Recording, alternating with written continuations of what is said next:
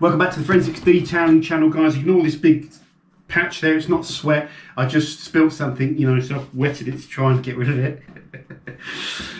5 years ago, I bought a Canon EOS 750D. I've been using this as the backbone of everything I shoot on my YouTube channel ever since. In this video, I'm going to very quickly tell you all you need to know about this camera if you're interested in buying one, you're interested in getting started on YouTube, because this is a camera you might find down there in that entry level point. Okay, so let's, first of all, I'm an absolute photography, videography, camera amateur. I'm awful, and I've been learning on the job very slowly because I never really research it. But I can tell you, I think, what you need to know about this if you're like me and you're an amateur. First of all, this is a DSLR camera, okay? It's great for taking pictures. So if you want to take, outside of doing YouTube, you're really interested in photography. If you have skill and you know how to take good pictures, you can get very good pictures for an entry-level DSLR with this camera. But if you're a YouTuber, you're really more likely to be interested in the video side of this. So I'm going to tell you within two or 3 minutes why this camera has some limitations. Now, if you set this camera up on a tripod, give it the right light, set it up properly for your shot, you know, use the right settings, even if you've got auto white balance, but set the shot, frame it properly, you can get nice footage.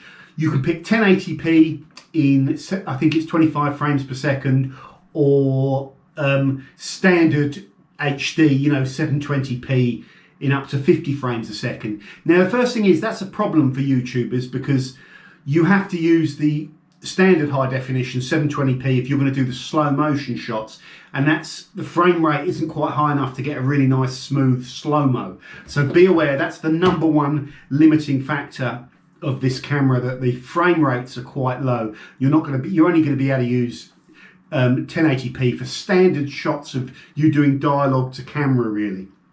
Okay, that's your #1 limiter. The second limiter generally with DSR is that I find that the stability management, you know, the stability software to make a smoother shot on this DSLR isn't great. This camera hates being moved, and it hates trying to process everything as you're moving it around, and it doesn't do it that well. So it's better static, which is the same with most DSLRs. You set your shot with it. Okay, so the stability stuff on it is not great in my opinion, even though it is an entry-level camera. Okay, the next big issue that I've had with this particular camera is I wanted to shoot in auto mode for convenience. YouTube, it's all about speed and convenience, for me anyway, as a lazy kind of YouTuber. When you shoot in auto mode, these cameras don't have great audio. Not many DSLRs do, but especially not an entry-level one. So you want to be able to plug in an external mic. It's one of the first things I did, go and review best external, search YouTube for best, you know, external microphone for Canon cameras, and this Rode Video Mic Pro come up, and like, Rode make great mics, and this is a great mic, and I use their mics for recording music as well. Fantastic. However, there's a preamp issue that if you set this thing in auto mode, for some reason it gets the audio levels all wrong, and you get a load of gain and noise on your recording. So you have to record only when you're using video in manual mode, or the manual modes, and set your dB level very high on the microphone, plus 20 dB with the noise gate on it, you know, the filter, and set your volume very low on the mic. And that fixes the problem with gain, but it gives you an audio problem that is, you shouldn't have to face. You know, the automatic audio should just work. That's a big problem for me, and no one ever told me about that in any of the reviews where they said this was the best shotgun mic for Canon cameras. It isn't. There's a problem with it, and that with that gain. I don't know if they're sorted now in more modern things. So be aware of that. If you're buying this mic, there's a compatibility issue in the automatic modes with the Rode. It's to do with preamps and stuff like that. You have to use manual sound levels. Major pain. What else is up with this particular camera? You can't do wireless. It's got a wireless connector in it, but you can't do wireless file transfers of data. That was a major pain for me. What's the point of putting wireless connectivity in there to control it and not give you a wireless file transfer utility. So throughout the ownership of this, I've been plugging in, transferring data, plugging in.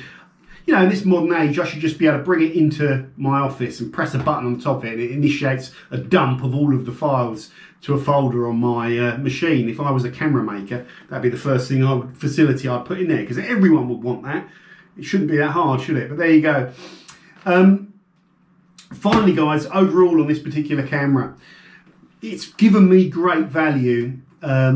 It's taught me a little bit about how to use DSLR cameras, but I would suggest that if you're interested in video and you're going to be a mobile vlogger style YouTuber, this might not be the camera for you. But if you're a guy that's going to wants a camera that you can use on a tripod to set up shots, do dialogue with primarily, and then might have an action cam for all the rest of your YouTube stuff, this might be ideal. You know, I've been using it for 5 years, so you could give it a go. For the price point, guys, it's phenomenal. And like I say, if you're into photography, you can take amazing pictures with this. It's more down to you than the camera and knowing what you're doing, and I'm rubbish with it. But you can take amazing shots with this if you use them, get the right prime lenses, you can get all that sort of blur and sharpness and then background blur with like the nifty 50 and stuff like that. So yeah, this has been something. And also, guys, in terms of reliability, this camera has been 100% reliable for me, with no faults whatsoever after 5 years. I try to look after it, try to clean it once a year, and you know, I've never dropped it, and just look after it. But it's been 100% reliable, seems well built, and for the price, this camera has done really well for me. That's it. Be aware, it is entry level and there are some flaws. There's one other big flaw, and that's why I didn't end this video. The autofocus system in it is pretty poor as well, and it's time consuming to set autofocus, to set manual focus. And the amount of times I've been down my garage setting manual focus because people were complaining about the roaming autofocus, and then I come up and put the footage on the computer and it's slightly out of focus and it bugs you. So I've had to, in the end, I found it best to rely on the autofocus. If you turn away like that, it can lose autofocus. If you wave your hands around, it can lose autofocus. Very basic, and it doesn't retract back quick enough as well. You're going to have to, if you use the autofocus, get your face in front of it so it recognises it, and don't wave your hands around and don't look around, and do your piece to camera. So that autofocus thing is also a nightmare. They put better software on the better cameras, where you could argue it wouldn't cost them anything to put better software on this entry-level stuff. So I don't like that concept of throttling back what they're giving you, even though it doesn't cost them anything. So that's a negative. There you go, guys. That is my 5 years of owning a Canon 750D. I'm not a phone nut, a camera nut. One thing is, though, it has built enough loyalty for me that I want to stick with Canon, because I've not had any bugs. I like the way I can handle the files, even though I have to use the cable to transfer it. So I know if I go to a Canon, I know I'm going to know how it operates, and I won't have to sit there reading the manual and figuring out how other Canon cameras work. And I like the lens, the viewfinder, sorry, that's 360, so you can actually see what you're doing when you are vlogging. It's just been a good starter camera, but be aware of those limitations, guys. But I can recommend it as a camera to start YouTubing with. Phenomenal value. So thank you very much for watching, and take care for now.